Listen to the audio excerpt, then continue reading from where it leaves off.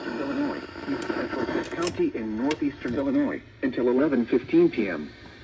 At 10:19 p.m., a severe thunderstorm was located near Geneva, moving east at 40 miles per hour. Hazard, 60 miles per hour wind gusts and $half-size hail. Source, radar indicated. Impact, hail damage to vehicles is expected. Expect wind damage to roofs, siding, and trees.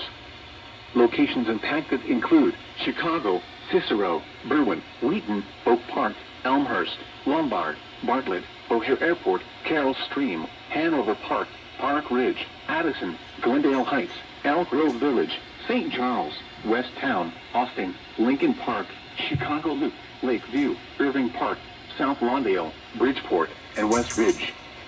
For your protection, move to an interior room on the lowest floor of a building.